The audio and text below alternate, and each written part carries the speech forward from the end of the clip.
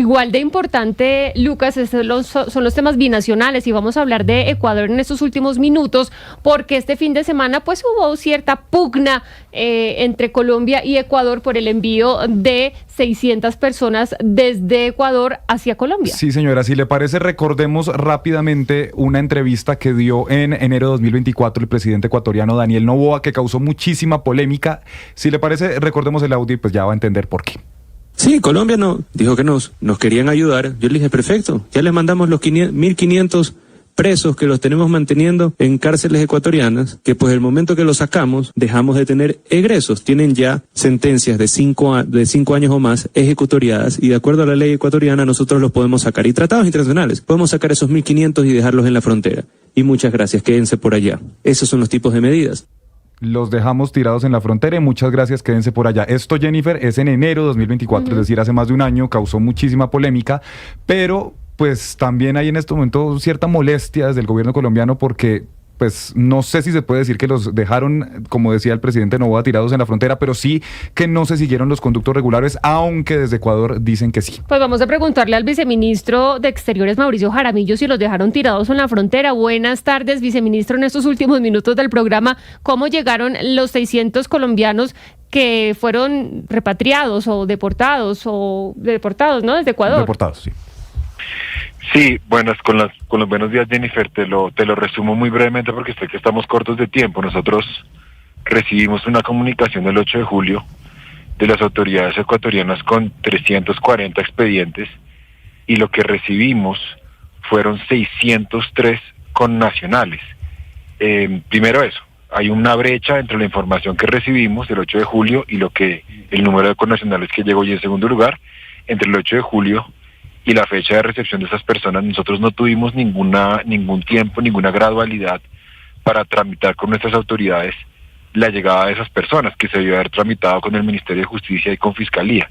Entonces, obviamente hay molestia porque consideramos que es un acto unilateral que se debió haber negociado de manera bilateral. Justamente quiero preguntarle por esa relación con el gobierno ecuatoriano. ¿Cómo han estado esas comunicaciones? Porque lo que dicen desde el gobierno, oíamos la declaración de hace un año del presidente Noboa, es que son 1.500, es decir, puede que vengan nuevas deportaciones. El presidente Petro en un trino decía que no había podido hablar todavía con el presidente Noboa. ¿Cómo está esa comunicación? Pues efectivamente lo que dice el presidente, él todavía no ha hablado con el presidente Noboa. Nosotros mantenemos una comunicación con las autoridades ecuatorianas y nuestro pedido ha sido el mismo. Uno, que se respeten los protocolos de deportación de nuestros connacionales. Creo que ustedes lo saben, ¿no? No solamente con Ecuador, cuando hay deportaciones de colombianos desde el exterior, nosotros exigimos que eso se haga en condiciones humanitarias y que se haga respetando pues todos los trámites que nos permitan a nosotros una recepción con todos los cánones humanitarios. Y en segundo lugar, pues pedimos que haya gradualidad, ¿no? A nosotros creo que ningún país del mundo podría aceptar la llegada de 600 connacionales en un lapso tan corto. Viceministro, usted dice, hay un error porque nos dijeron, o teníamos 340 expedientes, pero realmente nos llegaron 603 personas deportadas desde Ecuador. ¿Pero en qué condiciones llegaron? Nosotros queremos ser muy prudentes respecto de la llegada de esas personas, muy prudentes respecto de su identidad. En algún medio de comunicación esta mañana me preguntaban por los tipos de procesos, por las identidades. Nosotros pues vamos a tratar de no contribuir un poco a la estigmatización. Creo que no me acuerdo exactamente qué emisora me dijeron. Pero vicecanciller, no le pregunto por las identidades ni los procesos, sino en qué condiciones. Por ejemplo, hubo pues todo este debate y polémica porque desde Estados Unidos se estaba mandando a la gente deportada amarrada, por ejemplo, encadenada. Esposados, sí. Esposados. Desde Ecuador, ¿cuáles son las condiciones en las que fueron deportados? Yo no tengo conocimiento de que hayan llegado esposados o en condiciones humanitarias hasta la fecha. Degradantes. El problema acá no tiene que ver con las condiciones en las que llegaron, sino básicamente la falta de información, el número y obviamente la brecha que hay entre la información que recibimos el 8 de julio y lo que terminamos con lo que nos terminamos encontrando en el puente de Rumichaca. Por eso la ministra fue personalmente a manejar la situación. Viceministro Jaramillo, en este momento se sabe dónde están esas personas, porque hay algunas que tienen procesos vigentes en Colombia, tienen procesos abiertos y hay otras que no. Entonces uno supondría que hay unos que directamente van a un penal o cómo es, ¿dónde están tantas personas? Ana Cristina, con los buenos días. Nosotros no podemos, si no hay una orden judicial en Colombia, esas personas no pueden ser judicializadas, eso tiene que quedar claro. Por eso era tan importante que nosotros pudiésemos cotejar con el Ministerio de Justicia y con la Fiscalía los expedientes, pero pues 600 personas es muy difícil de hacer. Lo que hemos hecho es, nosotros como Cancillería también tenemos un papel ahí limitado. Entonces, ¿qué hacemos nosotros? Recibimos y acompañamos. Pero más allá de eso, insisto, por más capacidades que tengamos, estamos hablando de un número importante de personas. Entonces, pues lo que hace Cancillería básicamente es un acompañamiento en su ingreso a Colombia. Sí, o sea, vicecanciller, que estas personas que ustedes dicen son muchísimas más de las que nosotros pensamos, ¿están libres en el país, en territorio nacional? Algunas de esas personas nosotros les hemos hecho un acompañamiento para llevarlos a sus lugares de origen. Y ahí, reitero, yo no estoy autorizado por la misma dignidad de esas personas a hablar de capturas o lo que sea, porque pues tampoco se trata de...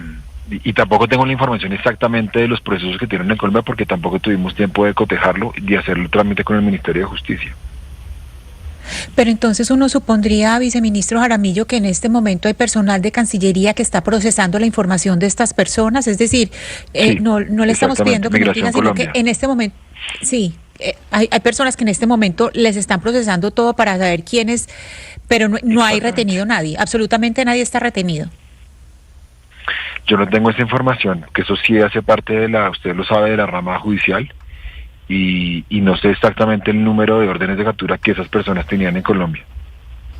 Pues, vicecanciller, estamos atentos a esta información. Nos deja un poco preocupados porque, aunque no lo dice claramente, entiendo yo que las 600 personas o gran parte de ellas pues están en territorio nacional sin ningún tipo de judicialización. Ya nos dirán ustedes, cuando a bien lo tengan, pues contarnos los expedientes de las personas, porque pues recordemos que son personas que estaban en cárceles de Ecuador. Así que estaremos atentos a esta información. Gracias por atendernos. Pero una cosa, Jennifer, dígame. Qué pena, en 30 segundos, muy rápido. A ver, yo hago un llamado para que a estas personas no se les, y por eso arrancaba diciendo, no se les estigmatice, son connacionales, o sea, son colombianos.